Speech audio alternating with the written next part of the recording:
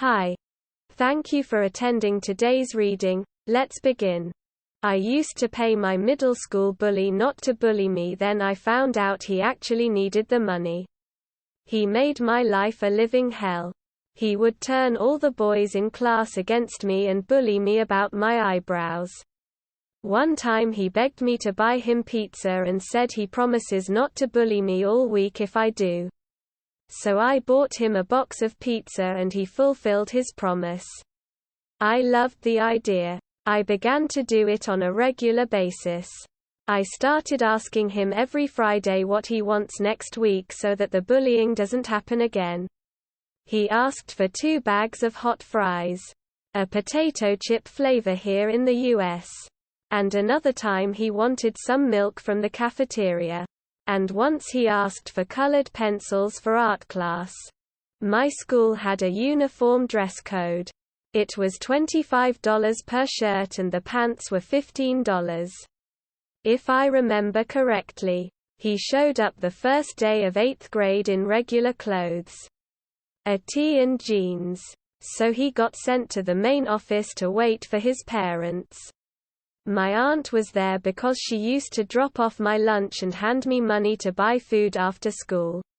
She saw him upset and asked what's wrong, and he starts crying lightly.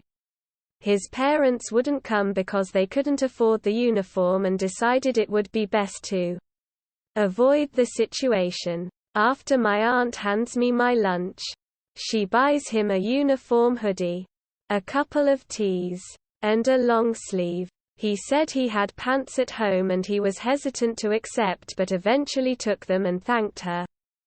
Now, 13 years later, he runs a non-profit that has something to do with kids receiving books.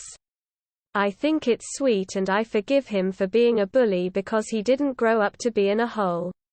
Like most bullies. Edit. Thank you for all the nice comments. There's too many to keep up with and reply to. Which is sweet. End of story. Next story. Today, my next-door pregnant neighbor knocked on my door. Around 7 p.m. today. I heard some knocking on my door. I opened it and it was my next-door pregnant neighbor. She was, I think, in her 7th or 8th month. She was holding a small plate in her hand. In a very shy voice. She asked me if I can give her some of whatever I was cooking because she liked the smell. I think pregnant women sometimes have strong cravings and they cannot resist it. Anyway, she was shy and apologized a lot for her request since we don't know each other. I laughed and told her it is okay.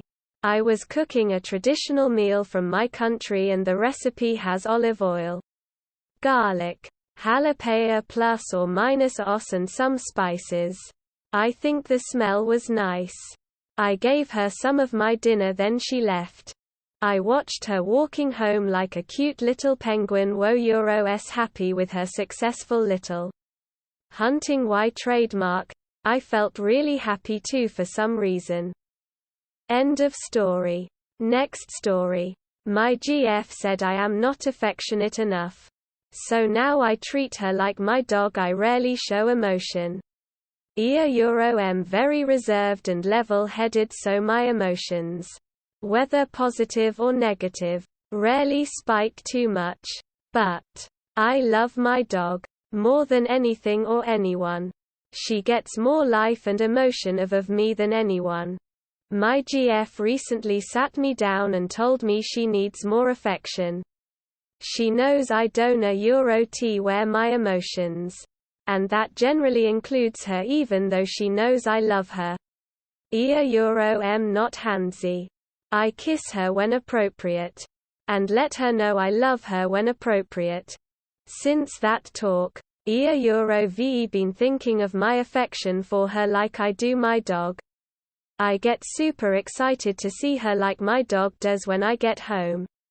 My dog constantly wants scratches, so I always rub her shoulders or play with her hair or have my hand on her thigh. I love when my dog gets kissy and playful, so I get kissy and playful with my GF in the same way.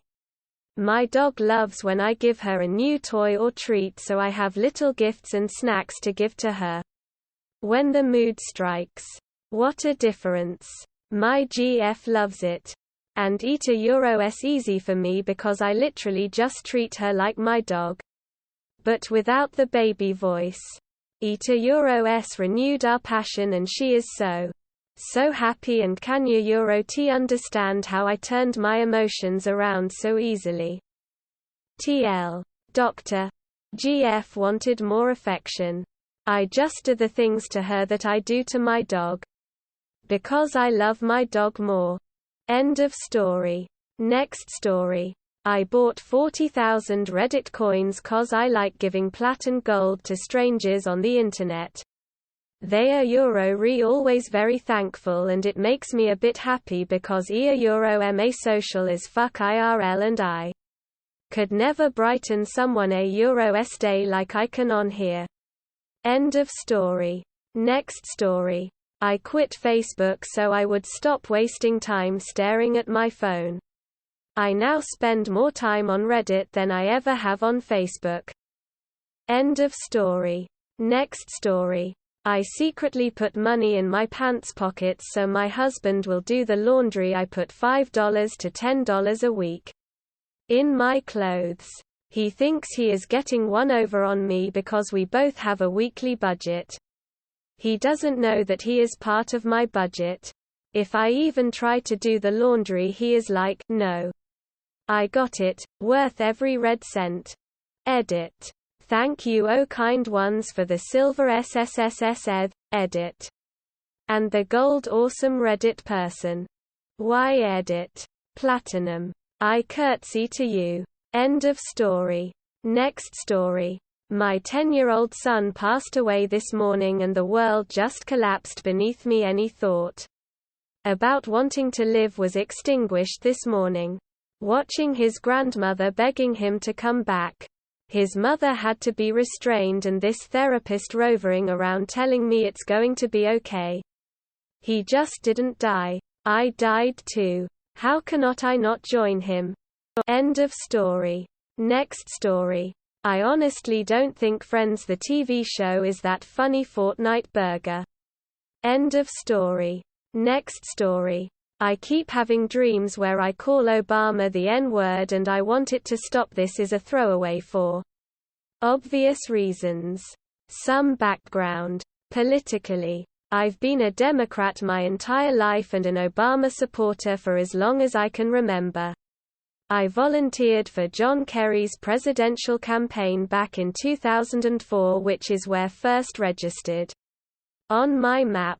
I watched his speech at the DNC, was instantly enamored. When he announced his candidacy for president in 2007, immediately threw my weight behind him. I knocked on doors, educated people about his policies, and did the best I could to get people to vote for him. When he was elected, I was ecstatic.